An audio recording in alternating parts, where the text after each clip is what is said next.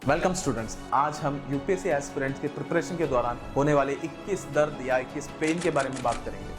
अगर आपको ये 21 के 21 पेन है तो इसका मतलब है आप प्रिपरेशन के ट्रैक से डी ट्रैक हो चुके हैं, तो आपको एनालाइज करना है और वापस ट्रैक पे लाना है। और उसके अलावा 11वां जो प्रॉब्लम मैं आपको बताऊंगा वो आपको अवॉइड करने वाली प्रॉब्लम है और आपको अवॉइड करना चाहिए। तो चलिए स्टार्ट करते हैं। पहला प्रॉब्लम ये होता है कि आप जब प्रिपरेशन स्टार्ट करते हो तो आपको पता नहीं होता है कि कहाँ से स्टार्ट किया जाए, तो ये थोड़ा कंफ्यूजन क्रिएट करता है, वो है पहला प्रॉब्लम। दूसरा आता है कि कौन सी कोचिंग ज्वाइन की जाए। तो आपको कोई आइडिया नहीं होता है कि क्या करना चाहिए, तो आप सोचते हैं कि कोचिंग ज्वाइन किया जाए, तो कौन सी सही रहेगी, ये सवाल आपके माइंड को खाता रहता है। तीसरा सवाल ये होता है कि आप जो प्रिपरेशन कर रहे हैं क्या वो सही ट्रैक पे चल रहा है कि नहीं चल रहा है, ये सवाल भी आपको खलता रहता है, तो ये भी आपके माइंड को डिस्टर्ब करता है। चौथा प्रॉब्लम आता है कि आप एक रूटीन को सेट करना चाहते हैं लेकिन आप एक प्लान भी प्रॉपरली नहीं कर पाते हैं। इसी के चलते पांचवा प्रॉब्लम आता है कि कुछ बच्चे रूटीन सेट कर लेते हैं लेकिन उसे इम्प्लीमेंट नहीं कर पाते और इसकी वजह से वो डिप्रेस्ड हो जाते हैं। अब चलते हैं छठा प्रॉब्लम की तरफ। आप जब प्रिपरेशन करते हैं तो आपके कई सारे सीनियर्स एक एडवाइस देते हैं कि ऐसे प्रिपेयर करना चाहिए, फिर आपके मेंटर्स एक एडवाइस देते हैं,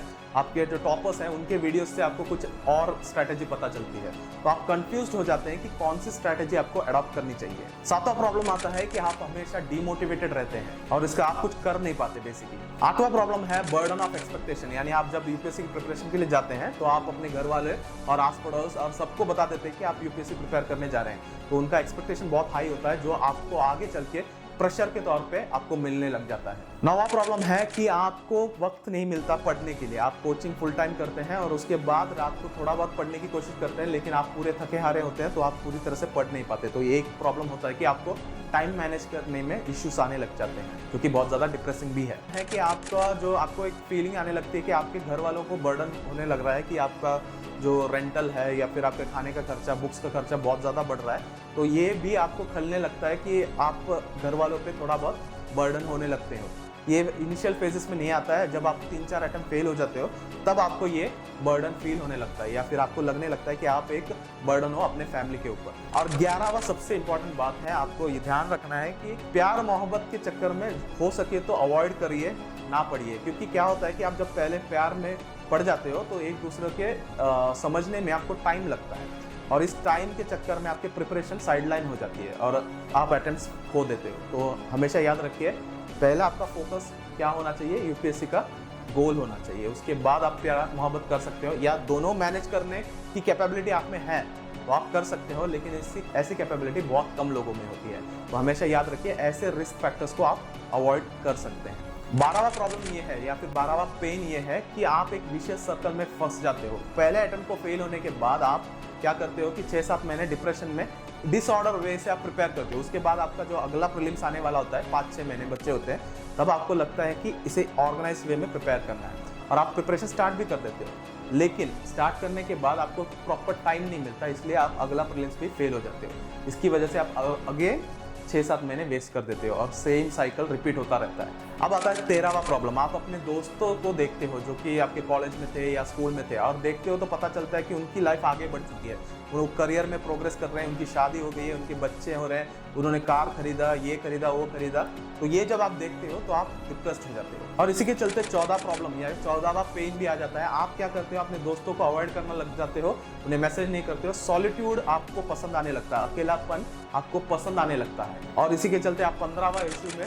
कूद जाते हो, यानी आपका दर्द 15वां दर्द आ जाता है। आप अकेले रहने लगते हो तो अगेन डिप्रेशन फील होता है कि आपके साथ कोई नहीं है, आपको समझने वाला कोई नहीं है, ये एक डिप्रेशन क्रिएट करता है और ये 16वां प्रॉब्लम या फिर 16वां दर्द देने लगता है, यानी आपको होम सिकनेस होने लगते हैं। आपको हमेशा घर वालों की याद आती है, आपको लगता है कि मुझे घर जाना चाहिए, घर जाके प्रिपेयर करना चाहिए, ऐसे सोच सोच के आप अपना वक्त बर्बाद करते हो और वक्त बर्बाद होता है और इस वजह से आपको डिप्रेशन भी ज़्यादा बढ़ने लगता है और आगे चल के आपको 17वां दर्द आ जाता है, यानी गिल्ट राइड। आपको लगने लगता है कि इतने अटेम्प्ट्स हो चुके हैं, इतने साल हो चुके हैं, मैं अब अपने घर वालों के पास पूरा तरह से बर्डन हूँ या फिर उनके ऊपर बोझ हो चुका हूँ, अब मुझे कुछ कमाना चाहिए, यानी कहीं जाके मैं पढ़ा सकता हूँ या फिर मैं कुछ और कर सकता हूँ, रेवेन्यू जनरेट करनी चाहिए और ये सोच आपको डी ट्रैक कर देती है प्रिपरेशन से। अब चलते हैं 18वां दर्द के बारे में। ये है कॉन्स्टेंट फीलिंग ऑफ हॉलोनेस, अंदर आपका खालीपन महसूस होने लगता है, अकेलेपन से आने वाला ये इशू है, ये डिप्रेशन का एक सिंबल है, जहाँ पे आपको हमेशा लगता है कि आप अकेले पड़ गए हो और आपके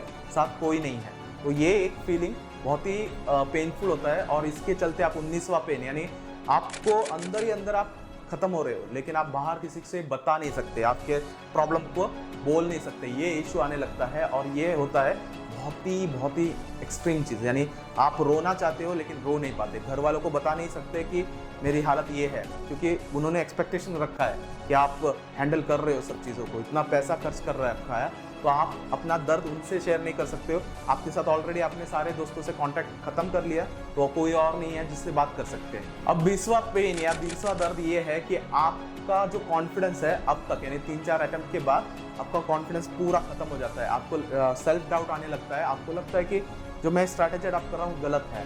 ऐसे सोच से आप कोई भी स्ट्रैटेजी लॉन्ग टर्म के सस्टेन नहीं कर पाते हो। 2-3 दिन आप चलाते हो और उसके बाद उसे हटा के तीसरा स्ट्रैटेजी, चौथा स्ट्रैटेजी, 5वां स्ट्रैटेजी अडॉप्ट करने लगते हो, और इससे वजह से आपका प्रिपरेशन हैप्साइडेड यानी डिट्रैक हो जाता है पूरी तरह से। और इसी के चलते 21वां दर्द आपका आ जाता है, वो है लैक ऑफ कंसिस्टेंसी। आप कभी भी कंसिस्टेंट नहीं रह पाते हो, किसी भी चीज़ में कंसिस्टेंट नहीं रह पाते, आपका पूरा जो आपके जो विजन होता है लाइफ का वो बिगड़ जाता है। और इस तरह से एक यूपीएससी एस्पिरेंट स्टार्टिंग से एंड तक पूरी तरह से अपने अंदर ही अंदर खत्म हो जाता है।